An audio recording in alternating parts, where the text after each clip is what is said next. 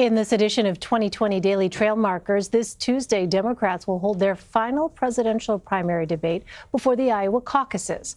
Bernie Sanders, Joe Biden, Elizabeth Warren, Pete Buttigieg, Amy Klobuchar, and Tom Steyer have qualified for the debate. It will be the smallest group on stage this cycle and will not feature a single person of color. Polls show a very tight race heading into the caucuses.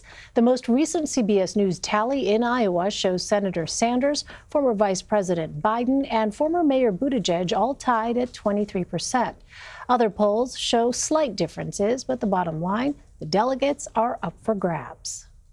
Our CBSN political reporter, Caitlin-Huey Burns, is in Des Moines, Iowa. So, Caitlin, this is going to be a last look for these candidates before the Iowa caucuses on February 3rd. How can they approach this debate? Could we see a common strategy from them?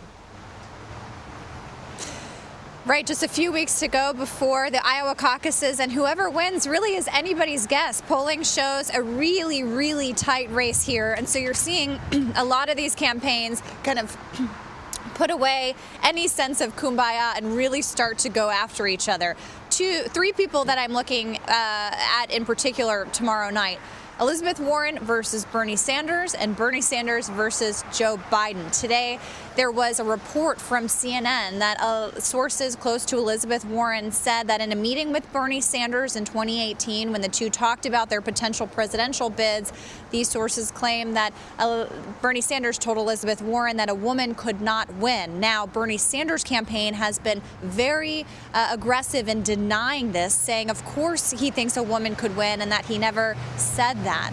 So that is something that you can expect the Elizabeth Warren team and her tomorrow night to be asked about. And this comes as the two have really been competing for voters, especially here in Iowa. In our CBS News Battleground Tracker poll earlier this week, it found that Elizabeth Warren was actually losing support among the more liberal voters in the party to Bernie Sanders. And there is a thinking that a lot of these candidates need a good place finish here in Iowa to make a case to continue on. Then you have Bernie Sanders going after Joe Biden in recent days, especially after going after him on his support for the Iraq war vote authorization back when he was in the Senate. So look for that to be an issue of contention as well, especially as the race here is really competitive. Well, as we mentioned earlier, there will be no minority representation on the stage Tuesday for the first time in this election cycle. Could the lack of diversity on the debate stage hurt Democrats? Well, this is certainly an issue that a lot of people are talking about, especially with the departure today of Cory Booker. That means when you look at the top tier contenders, they are all white, and we'll see that on the debate stage tomorrow night.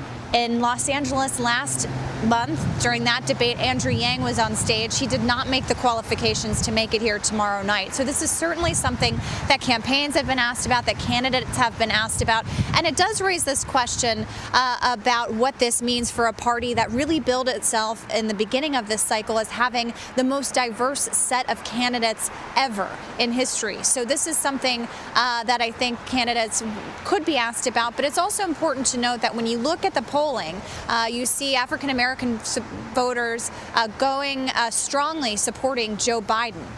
So there is this question about electability versus representation in this primary. Well, what are some of the main issues we can expect to see in this debate?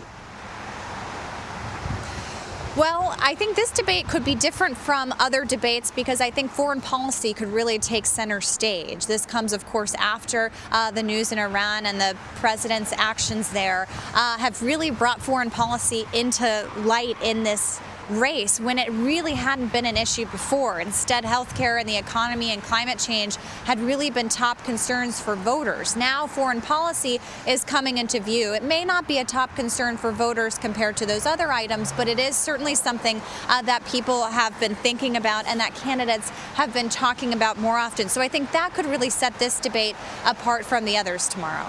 Finally, Caitlin, what does each candidate need to accomplish this time around? Well, it is a very, very tight race here in Iowa, and you are seeing this real sparring between Bernie Sanders and Elizabeth Warren. They kind of had an agreement that they wouldn't go after each other. Well, that agreement seems to be kind of falling apart. I mentioned the news coming from Elizabeth Warren and Bernie Sanders. We also saw a few days ago reports from Politico that volunteers of Bernie Sanders' campaign were told to paint Warren as an elitist. So we're seeing that kind of relationship. There's also this question of Pete Buttigieg. He had been gaining momentum here in Iowa. Is he able to keep that going? How does he differentiate himself on the debate stage? And Joe Biden, who has been leading in a lot of different polls, has really, in all accounts, been a pretty steady front runner considering all the attacks that have been waged against him. Does he emerge tomorrow night kind of in his own lane if all of these other candidates are going after each other? All right, Caitlin-Huey Burns in Iowa for us. Caitlin, thank you very much. Thank you.